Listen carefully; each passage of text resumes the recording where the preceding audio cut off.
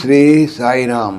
1967 సంవత్సరం నవంబర్ నెల సనాతన సారథిలో భగవాన్ శ్రీ సత్యసాయి బాబా వారిచే రచింపబడిన భాగవత వాహినిలోని కొంత భాగం తెలుసుకుందాం.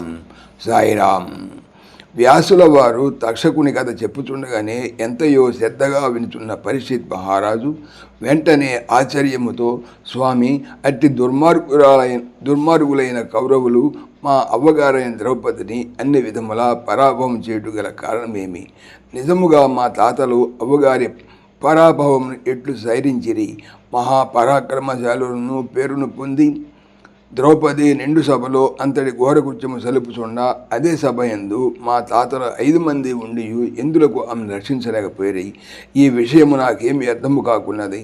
అసలు విషయం ఏమిటో తెలిపి నా అనుమానమును తీర్చి ఆనందపెట్టుమని దీనవతతో కంటిదారలు కాచుచూ ప్రార్థించిన పరీక్షిత్ ప్రార్థనలు మన్నించి, నాయన, పాండవులు మహాధర్మాత్ములు, ఆడిన మాట తప్పరు. అపజయమౌటచే పాండవులు కౌరవులకు బానిసలైతే మరియు వారిని ధిక్కరించినట్టు అధికారము పాండవులకు లేదనియును ధర్మసూక్తులకు అనుసరించుడిచే మీ తాత కానీ చిన్న తాతలు కానీ ఏమీ చేయలేకపోయిరి. కానీ లేకున్నా కౌరవుల రక్తమును ద్రాగి వారి దేహములను కాకులు గత్తలకు ముక్కలు వేసి చల్లి ఉండేటివారు. అక్కడికి నీ ధర్మజుడు ఎంత అరికట్టెనను మధ్య మధ్య మీ తాత అయిన భీముడు పగ్గంలో తిప్పుకున్న సింహము వలె కౌరవులపై పడుతుండేటివాడు. మీ పెద్ద తాతయ్య ధర్మజుని ధర్మసూత్రులను పరిహసించుతుండేటివాడు. ఏమి చేతురు?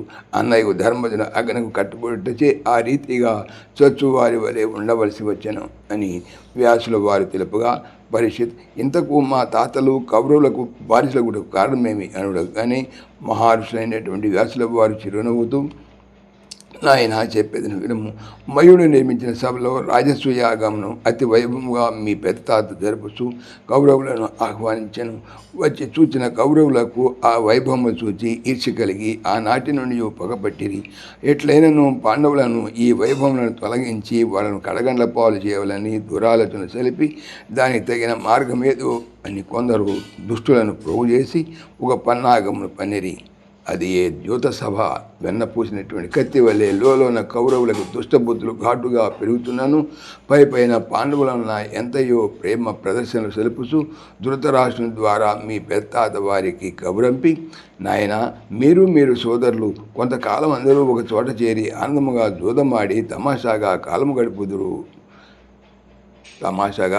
గడుపుడు అని తెలుపుగా, నిష్కపట చిత్తుడైన మీ తాత ధర్మజుడు ఈ దుష్టుల తలంపులను యోచించగా సోదరులు కాదా అనేటువంటి భావంతో జూదమాడి వారు పన్నిన మోసములకు కట్టుబడి అన్నింటినీ ఓడి తన సోదరులను కూడా ఒక్కొక్కరిని వడ్డి వారిని ఓడి తన సోదరుల కడకు తానే పట్టుకొని అదిను ఓడి కడపట ద్రౌపదిని వడ్డి ఆమెను సైతం ఓడిపోయాను.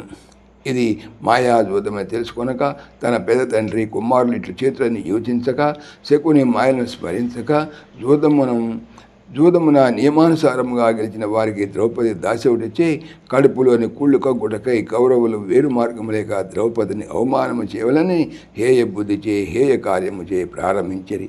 ఆ మాట వినగానే పరీక్షిత్ మహారాజు కంటి దారాల కాలువలై ప్రవహించుచూ హీనస్వరములో, స్వామి, రాజులై తన అన్న భార్య అంతేకాదు చక్రవర్తి గుడ్డి రాజు భార్యతో కూర్చొని గోడలకు ఇన్ని విధముల పరాభవం జరుగుతుండా ఆ ధృతరాష్ట్రుడు ఎట్లు ఊరకుండెను?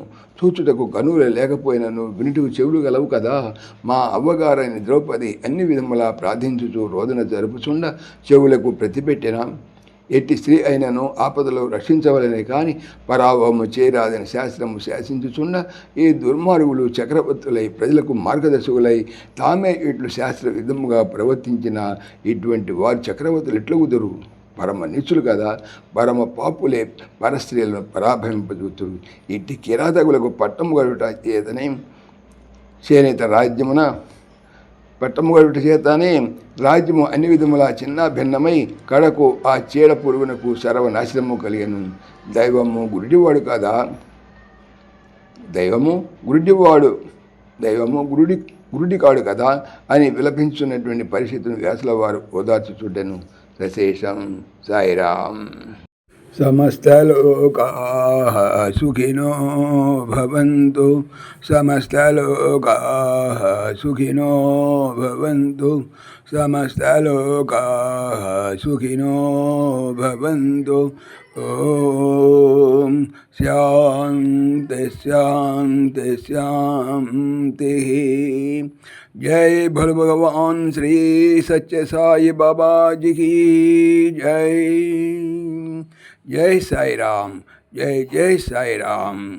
ఆత్మీయులకు మనవి, ఈ ఛానల్తో పాటుగా లెరన్ భగవద్గీత లైవ్ గీత అనేటువంటి మరొక భగవద్గీత ఛానల్ను నా చేత స్వామి చేయిస్తున్నారు. దీనికి సంబంధించిన లింక్ డిస్క్రిప్షన్లో చూడవచ్చును. సాయిరామ్.